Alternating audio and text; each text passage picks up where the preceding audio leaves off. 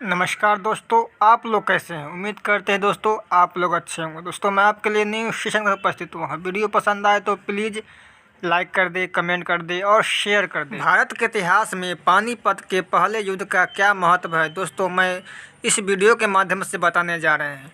पानीपत की पहली लड़ाई भारत के मध्यकालीन इतिहास में एक बड़ा बदलाव लाने वाली लड़ाई थी।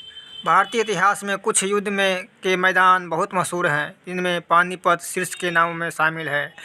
भारतीय इतिहास में यहाँ हुए 3 युद्ध बहुत प्रमुख स्थान रखते हैं, जिनके बारे में कहा जाता है कि उनके होने के बाद देश में बहुत कुछ बदल गया। सबसे पहला युद्ध 21 अप्रैल 1526 में लोदी वंश के अंतिम शासक इब्राहिम लोदी और बाबर के बीच लड़ा गया। हालांकि इसके बाद दिल्ली सल्तनत का अंत हो गया था। इस युद्ध का ऐतिहासिक तौर पर बहुत महत्व है, क्योंकि इसके बाद ही मुग़ल शासक का काल युग आरंभ हुआ और कई तरह के सांस्कृतिक बदलावों का भी दौर आ गया। लोदी वंश का शासन था तब 16वीं सदी के शुरुआत तक दिल्ली, जिससे उत्तर भारत की सत्ता का केंद्र भी माना जाता था, में लोदी वंश का शासन था। इब्राहिम लोदी 1517 में अपने पिता सिकंदर लोदी की मौत के बाद दिल्ली की गद्दी पर बैठा था। उस समय दिल्ली का सल्तनत की जो कुछ कम होता जा रहा था, अस्थिरता और अराजकता के साथ साथ आपसी मतभेद और निजी स्वार्थ इसकी सबसे बड़ी वजह थे। सिलसिलेवार बहाल की शुरुआत दिल्ली की हालात की वजह से अफ़गानी शासन बाबर की दिल्ली पर आक्रमण करने की लालसा प्रबल हुई। 5 जनवरी 1526 को अपनी सेना को लेकर दिल्ली के लिए रवाना हुआ।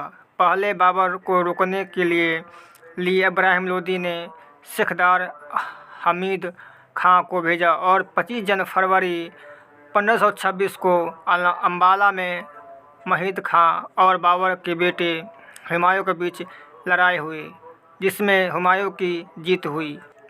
फिर अम्बाला के पास ही शाहाबाद मारखंडा के दौलत खां लोदी को बाबर की ओर से मेहदी ख्वाजा ने हरा दिया। इस युद्ध में बाबर ने बहुत ही कुशल, सटीक और कारगर रणनीति का प्रयोग किया था। तोपों का उपयोग। युद्ध में बाबर की जीत के पीछे सबसे बड़ी वजह तोपों का उपयोग था। यहाँ बाबर के पास 20 मैदानी तोपों थी, तो दूसरी तरफ लोदी सेना के पास एक भी तोप नहीं थी। इसके अलावा तोपों की आवाज़ के कारण इब्राहिम लोदी के हाथी घबराकर इधर उधर भागने लगे थे, जिससे लोदी के ही हाथियों ने अपनी ही सेना को रौंद डाला था।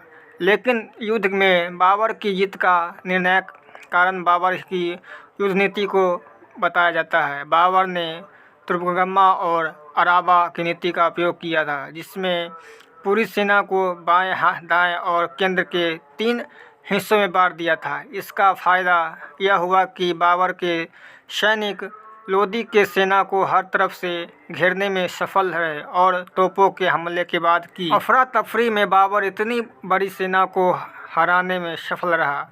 इस युद्ध में इब्राहिम लोदी की सेना के पास प्रमुख हथियार तलवार, भाला, लाठी, कुल्हाड़ी और धनुष बाण थे। वहीं इनमें एकजुटता का अभाव और अनुशासन की कमी साफ तौर पर झलक रही थी। वहीं दूसरी तरफ बाबर की सेना ने गन पाउडर, तोप, गोला बारूद आदि का इस्तेमाल किया था। युद्ध के मैदान पर ही इब्राहिम लोदी की मौत हो गई, जिससे लोदी वंश के शासन का अंत हो गया। दोस्तों, अगर वीडियो कैसा लगा, अगर वीडियो पसंद आया है तो प्लीज़ लाइक कर दे, कमेंट कर दे, शेयर कर दे और सब्सक्राइब करते। मिलते हैं दोस्तों नेक्स्ट वीडियो में, तब तक के लिए धन्यवाद।